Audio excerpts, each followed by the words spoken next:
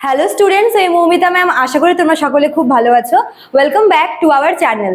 Students, আজকে আমি তোমাদের থার্ড সেমিস্টারের এইসি কম্পালসারি ইংলিশের ফার্স্ট ক্লাস নেব। তো তোমাদের এইসি কম্পালসারি পেপারে মোট দুটো ইউনিট আছে এবং তোমাদের প্রতিটি ইউনিটে দুটো করে টপিক আছে, ঠিক আছে? তো আজকে আমি তোমাদের ইউনিট 1-এর যে প্রথম যে টপিকটা আছে, the bet by Anton Chekhov. Anton চেকভের লেখা দ্য বেট। দ্য বেট মানে হচ্ছে একটি শর্ত বা একটি বাজি, ঠিক আছে? এটা হচ্ছে অ্যান্টন চেকভের একটি শর্ট স্টোরি। খুবই সিগনিফিকেন্ট একটা মেসেজ আমরা এই গল্পটা থেকে পাই, ঠিক আছে? তো গল্পটা পড়ানোর সময় তোমরা বুঝবে। তো ক্লাসে যাওয়ার আগে আমি বলে রাখি যে আমাদের অনলাইন ক্লাসে যারা এখনো অ্যাডমিশন নাওনি তারা আমাদের অফিসিয়াল নাম্বারে যোগাযোগ করে আমাদের সঙ্গে যুক্ত হয়ে যেতে পারো।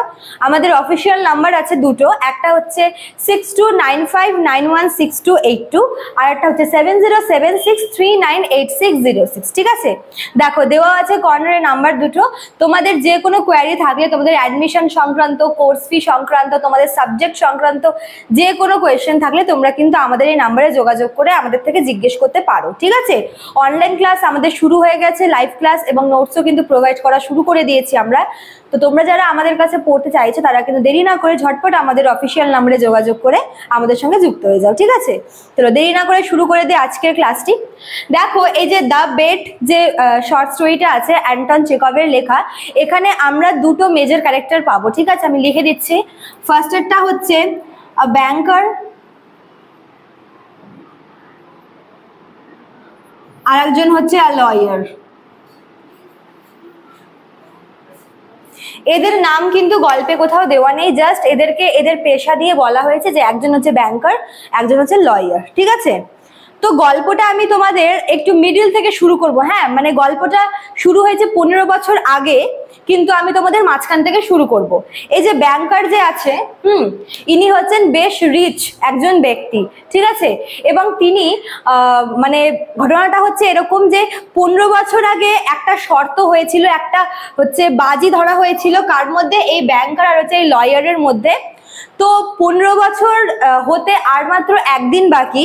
তো 15 বছর পূর্ণ হওয়ার আগের দিন রাত্রে এই ব্যাংকার দেখছে যে লয়ারের সঙ্গে তার যেই চুক্তিটা বা তার যেই বাজিটা হয়েছিল সেখানে লয়ার জিততে চলেছে, কেননা পরের দিনই 15 বছর পূরণ হচ্ছে। তো এবার এই ব্যাংকার ভাবছে যদি একবার লয়ার হচ্ছে সেই বাজি জিতে যায় তবে কিন্তু সে দেউলিয়া হয়ে যাবে, তাদের মধ্যে একটা টাকা নিয়ে চুক্তি হয়। ব্যাংকার লয়ারকে বলে যে এই জিনিসটা পূরণ করতে পারলে, যদি তুমি এই বাজিটা যদি তুমি জিতো এই বাজিটায়, তবে তোমাকে আমি 2 মিলিয়ন রুবেল দেবো, ঠিক আছে? 2 মিলিয়ন রুবেল দেবো। রুবেল বা রাবেল হচ্ছে একটা কারেন্সি, ঠিক আছে?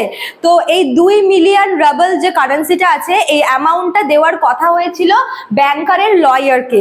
যদি লয়ার ব্যাংকারের দেওয়া শর্ত বা তার সাথে যে বাজি ধরা হয়েছে যদি সেটা জিতে যায়, তবে ব্যাংকার লয়ারকে 2 মিলিয়ন রাবেল টাকা দেবে, ঠিক আছে? এবং এই 15 বছর ধরে এই চুক্তিটা চলে আসছে এবং 15 বছর পূর্ণ হতে আর মাত্র একদিন বাকি। তো আগের দিন রাত্রে, যেদিন 15 বছর পূর্ণ হবে তার আগের দিন রাত্রে ব্যাংকার ভাবছে যে 15 বছর পূরণ হতে চললো আর লয়ার তার শর্ত জিতে যাবে।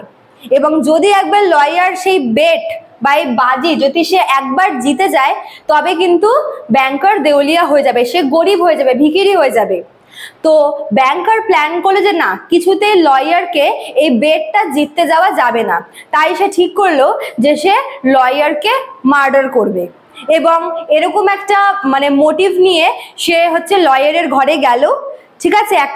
তার মনে একটা আশঙ্কা কাজ করছে যে যদি একবার লয়ার জিতে যায় তবে কিন্তু তাদের মধ্যে যে টাকার যে এগ্রিমেন্টটা হয়েছিল সেখানে কিন্তু লয়ার সেই টাকাটা জিতে যাবে এবং ব্যাংকার কিন্তু একদম দেউলিয়া হয়ে যাবে। কাজেই কিছুতেই লয়ারকে জিততে দেওয়া যাবে না। এবং তাই মনে মনে লয়ারকে মার্ডার করার প্ল্যান করে ব্যাংকার লয়ারের ঘরে যায়। কিন্তু সেখানে গিয়ে সে দেখে যে লয়ার ঘরের কোথাও নেই এবং একটা জায়গাতে লয়ারের হ্যান্ড রিটেন একটা নোট, ঠিক আছে, সে পায়। এবং এখানে লেখা ছিল, এই লয়ার সেখানে লিখেছিল যে আমি আমার জীবন থেকে অর্থের লোভ, ঠিক আছে, অর্থের লোভ আমি ছেড়ে দিচ্ছি, এই অর্থের লোভ থেকে আমি মুক্ত হচ্ছি, ঠিক আছে? এবং আমি মানছি যে এই শর্তটা আমি হেরে গেলাম, ঠিক আছে, এই বেটটা আমি হেরে গেলাম, তুমি জিতলে, আমি সব কিছু ছেড়ে চলে যাচ্ছি, আমি আর এখানে থাকবো না। তো এরকম একটা মানে চিরকুটের মধ্যে এরকম কয়েকটা কথা লিখে হচ্ছে লয়ার চলে যায় এবং সেই লেখাটা হচ্ছে ব্যাংকার পায়। ঠিক আছে, তো এবার ব্যাংকার ভাবছে যে কেন এরকম হলো, মানে আর একদিন পরেই হচ্ছে লয়ার জিতে, একদিন হলেই লয়ার তার এই বেটটা কমপ্লিট করে যেত। ঠিক আছে, তাহলে কেন সে চলে গেল?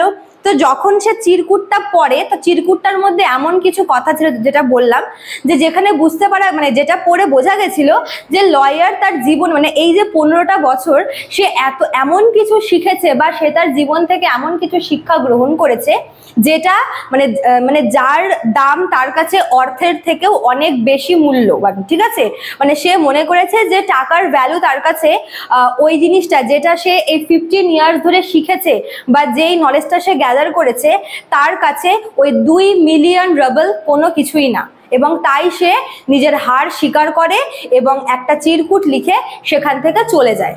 ঠিক আছে, তো ওই চিরকুটটা পরে ব্যাংকার একটা স্বস্তির নিঃশ্বাস ফেলে।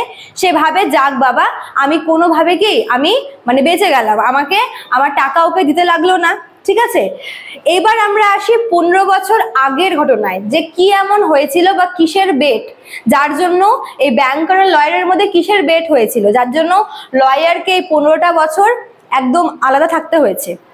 তো 15 বছর আগে এই যে রিচ ব্যাংকার যে আছে সে তার বাড়িতে একটা বিশাল বড় পার্টি থ্রো করেছিল।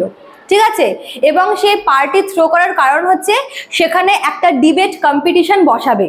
ঠিক আছে, তো অনেক মানে ইন্টেলেকচুয়ালিস্টরা সেখানে উপস্থিত হয়, জার্নালিস্ট থেকে শুরু করে রাইটার, তারপর হচ্ছে আরো অনেক মানে সোশ্যাল ওয়ার্কার, লয়ার, অনেকে কিন্তু সেই পার্টি অ্যাটেন্ড করে এবং সেই ডিবেট কম্পিটিশনে পার্টিসিপেট করে। তো সেই ডিবেট কম্পিটিশনে এই ব্যাংকারের সাথে লয়ারের একটা ওপিনিয়ন নিয়ে একটা মত নিয়ে মতের বিরোধ ঘটে।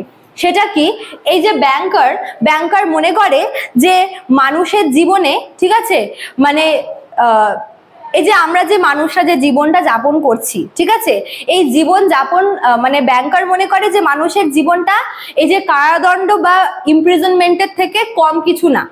যদি তোমরা দেখো যে আমাদের মানুষের জীবনে কি ক্রমেই আমরা কিন্তু প্রচুর ঘাত প্রতিঘাত সহ্য করি, স্ট্রাগল কিন্তু আমাদের জীবনে লেগেই থাকে।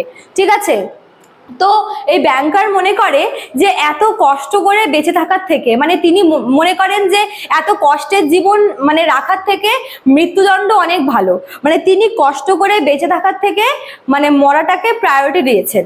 এবার তার এই ওপিনিয়নটাকে মাঝখান থেকে কেটে হচ্ছে লয়ার বলেছেন না, মৃত্যু কখনোই কোনো কিছুর উপায় হতে পারে না। তিনি বলেছেন মানুষ যখন যে কোনো পরিস্থিতি থাকুক না কেন মানে সেটাই হচ্ছে বেটার, মানে মৃত্যু গ্রহণ করার থেকে যে কোনো অবস্থায় সার্ভাইভ করাটা হচ্ছে বেশি ইম্পর্টেন্ট। ঠিক আছে, মানে এই ব্যাংকার বলছে যে কষ্ট করে বেঁচে থাকার থেকে মৃত্যু ভালো, আর এই লয়ার বলছে যে মৃত্যুর থেকে কষ্ট করে বেঁচে থাকা ভালো। তো যখন ওদের মধ্যে এই জিনিসটা নিয়ে যখন আর কি তর্ক বিতর্ক শুরু হয়, তখন ওখানে অবস্থিত পার্টিতে অবস্থিত সমস্ত লোকেরা দুটা ভাগে বিভক্ত হয়ে যায়।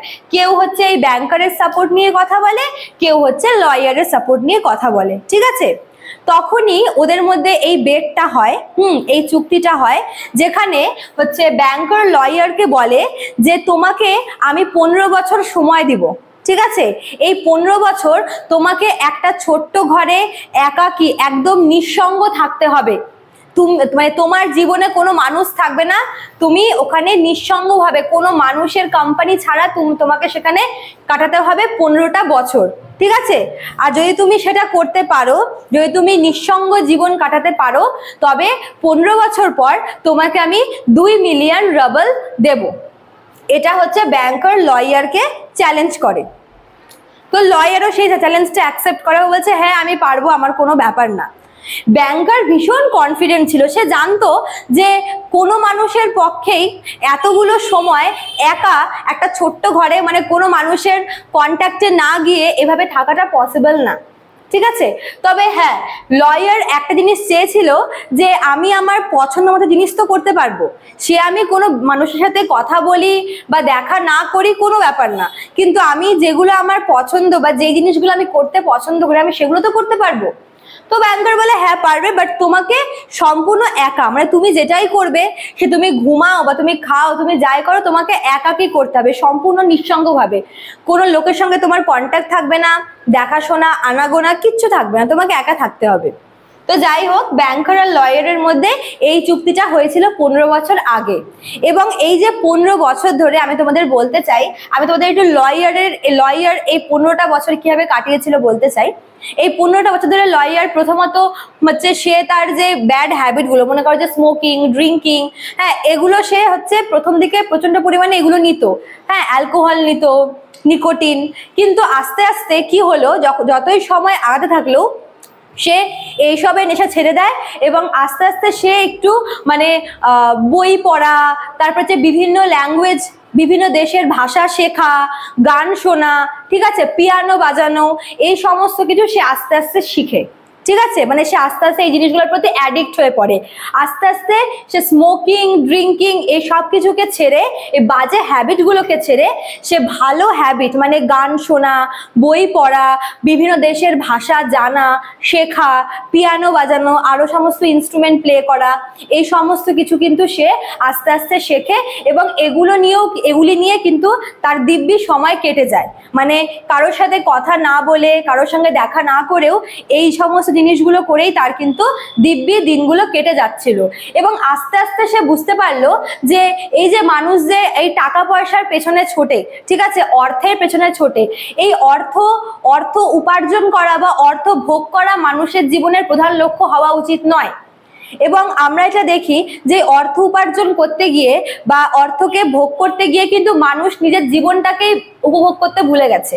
ঠিক আছে, এবং যেই উপভোগটা এই লয়ার এই 15টা বছরে করছে, ঠিক আছে, যেরকম সে তার পছন্দের জিনিসগুলো করতে পারছে, সে গান শোনা, পিয়ানো বাজানো, স্টোরি বুকস পড়া, বিভিন্ন হচ্ছে ইন্টেলেকচুয়াল বইপত্র পড়া, হ্যাঁ, স্পিরিচুয়াল জিনিসপত্র শেখা, এই সব কিছু কিন্তু সে আস্তে আস্তে শেখে। এবং এই 15টা বছরে সে এটা বুঝতে পারে যে মানে জীবনের আসল মানে কি, জীবনের অর্থ আসলে কি।